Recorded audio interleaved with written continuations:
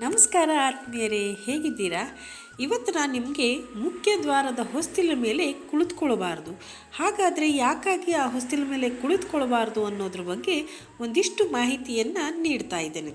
ಹೊಸ್ತಿಲು ಮನೆಯ ಬಾಗಿಲಿಗೆ ಸಂಬಂಧಿಸಿದ ಭಾಗ ಮಾತ್ರವಲ್ಲ, ಅದಕ್ಕೆ ಒಂದು ಧಾರ್ಮಿಕ ಸ್ಥಾನವನ್ನು ಕೂಡ ನೀಡಲಾಗಿದೆ. ಹೊಸ್ತಿಲ ವಿಚಾರದಲ್ಲಿ ಕೂಡ ನಾವು ಸಂಪ್ರದಾಯವನ್ನು ಪಾಲಿಸ್ತಾ ಬಂದಿದ್ದೇವೆ. ಕೆಲವರು ಪ್ರತಿದಿನ, ಕೆಲವರು ಪ್ರತಿ ಶುಕ್ರವಾರ ಹೊಸ್ತಿಲಿಗೆ ಅರಿಶಿಣ ಕುಂಕುಮ ಹಚ್ಚಿ ಹೂವಿಟ್ಟು ಪೂಜೆ ಮಾಡ್ತಾರೆ. ಯಾಕೆಂದರೆ ಹೊಸ್ತಿಲು ಮನೆಗೆ ಅದೃಷ್ಟ ತರುತ್ತೆ ಅಂತ ನಂಬಲಾಗತ್ತೆ. ಹೊಸ್ತಿಲನ್ನು ಪೂಜಿಸೋದ್ರಿಂದ ಮನೆಯಲ್ಲಿ ಸುಖ ಶಾಂತಿ ನೆಲೆಸುತ್ತೆ. ಮನೆಯಲ್ಲಿ ನಕಾರಾತ್ಮಕ ಶಕ್ತಿಗಳು ಪ್ರವೇಶಿಸಲು ಸಾಧ್ಯವಾಗುವುದಿಲ್ಲ ಎಂಬ ನಂಬಿಕೆ ಕೂಡ ಇದೆ. ಆದ್ದರಿಂದ ಇದನ್ನು ಬಹಳ ಪವಿತ್ರವೆಂದು ತಿಳ್ಕೊಳ್ಳಲಾಗತ್ತೆ. ದೇವರನ್ನು ಪೂಜಿಸುವಂತೆ ಹೊಸ್ತಿಲನ್ನು ಪೂಜಿಸ್ತೇವೆ. ಹೊಸ್ತಿಲು ಮಾತ್ರವಲ್ಲ, ಬಾಗಿಲಿನ ಮೇಲ್ಭಾಗಕ್ಕೂ ಅರಿಶಿಣ ಕುಂಕುಮ ಹೂವು ತೋರಣ ಇಟ್ಟು ಪೂಜಿಸ್ತೇವೆ.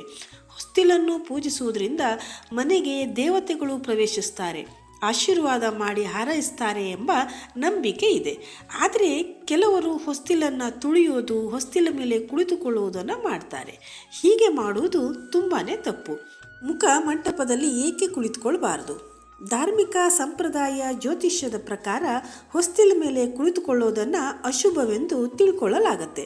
ಹೀಗೆ ಮಾಡುವುದರಿಂದ ದೇವತೆಗಳಿಗೆ ಅಪಮಾನ ಮಾಡಿದಂತೆ ಹಾಗೂ ನಕಾರಾತ್ಮಕ ಶಕ್ತಿಗಳು ಮನೆಯನ್ನು ಪ್ರವೇಶಿಸಲು ಅನುಕೂಲ ಮಾಡಿಕೊಟ್ಟಂತೆ ಎಂದು ಹೇಳಲಾಗುತ್ತೆ. ಆತ್ಮಶಕ್ತಿ ಮತ್ತು ದೈವಿಕ ರಕ್ಷಣೆ ಕುಸಿಯುತ್ತೆ.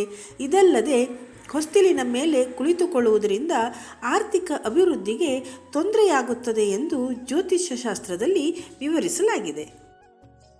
ಇದು ವ್ಯಕ್ತಿಯ ಜೀವನದಲ್ಲಿ ನಕಾರಾತ್ಮಕತೆ ಮತ್ತು ದೋಷಗಳನ್ನು ಸೂಚಿಸುತ್ತೆ. ಮಾನಸಿಕ ಶಾಂತಿ ಕದಡುತ್ತೆ ಮತ್ತು ನಕಾರಾತ್ಮಕ ಶಕ್ತಿಗಳ ಆಜ್ಞೆಗಳಿಗೆ ಮತ್ತು ಪ್ರಭಾವಗಳಿಗೆ ನಾವು ಒಳಗಾಗ್ತೇವೆ ಎಂಬ ನಂಬಿಕೆ ಕೂಡ ಇದೆ.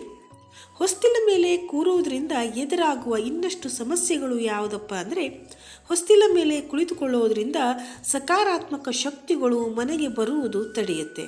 ಪರಿಣಾಮವಾಗಿ ದುಷ್ಟಶಕ್ತಿಗಳು ಮತ್ತು ನಕಾರಾತ್ಮಕ ಶಕ್ತಿಗಳು ವ್ಯಕ್ತಿಯ ಆಧ್ಯಾತ್ಮಿಕ ಶಕ್ತಿಯನ್ನು ದುರ್ಬಲಗೊಳಿಸುತ್ತೆ. ದುಷ್ಟಶಕ್ತಿಗಳ ಪ್ರಭಾವದಿಂದ ಚಡಪಡಿಕೆ ಮತ್ತು ಕಿರಿಕಿರಿಯಂತಹ ಸಮಸ್ಯೆಗಳು ಉದ್ಭವಿಸುತ್ತೆ. ಹೊಸ್ತಿಲ ಮೇಲೆ ಕೂರುವುದರಿಂದ ದೇಹಕ್ಕೆ ಸರಿಯಾದ ಬೆಂಬಲವನ್ನು ನೀಡೋದಿಲ್ಲ. ಸಾಕಷ್ಟು ವಿಶ್ರಾಂತಿಯ ಕೊರತೆ, ದೈಹಿಕ ಆಯಾಸ, ಮೊಣಕಾಲು ನೋವು, ಮಾನಸಿಕ ಒತ್ತಡ, ನರಗಳ ಸಮಸ್ಯೆಗಳಂತಹ ದೈಹಿಕ ಕಾಯಿಲೆಗಳನ್ನು ಉಂಟು ಮಾಡುತ್ತೆ ಎಂದು ನಂಬಲಾಗತ್ತೆ. ಅದೃಷ್ಟವನ್ನು ಕಡಿಮೆ ಮಾಡುತ್ತೆ. ಎಲ್ಲ ಆರೋಗ್ಯ, ಹಣಕಾಸು, ವಿದ್ಯಾಭ್ಯಾಸ ಎಲ್ಲ ವಿಚಾರದಲ್ಲೂ ಸೋಲು ಕಾಡುತ್ತೆ. ಹೊಸ್ತಿಲ ಮೇಲೆ ದೀರ್ಘಕಾಲ ಕುಳಿತುಕೊಳ್ಳುವುದರಿಂದ ಕ್ರಮೇಣ ದೈಹಿಕ ಸ್ವಾಧೀನ ಕಳೆದುಕೊಳ್ಳುತ್ತಾರೆ ಎಂದು ಕೂಡ ನಂಬಲಾಗತ್ತೆ. ಈ ಎಲ್ಲ ಕಾರಣಗಳಿಂದಲೇ ಕೂಡ ಹೊಸ್ತಿಲ ಮೇಲೆ ಕುಳಿತುಕೊಳ್ಳಬಾರದು ಎಂದು ನಮ್ಮ ಹಿರಿಯರು ನಮಗೆ ಹೇಳ್ತಾ ಇದ್ರು ಅಂತ ಅನ್ನಿಸುತ್ತೆ. ಧನ್ಯವಾದಗಳು. ಈ ಮಾಹಿತಿ ನಿಮಗೆ ಇಷ್ಟ ಆಗಿದ್ದರೆ ಈ ವಿಡಿಯೋಗೊಂದು ಲೈಕ್ ಮಾಡಿ, ಶೇರ್ ಮಾಡಿ, ಹಾಗೆ ವಿಡಿಯೋವನ್ನು ಕಮೆಂಟ್ ಮಾಡಿ.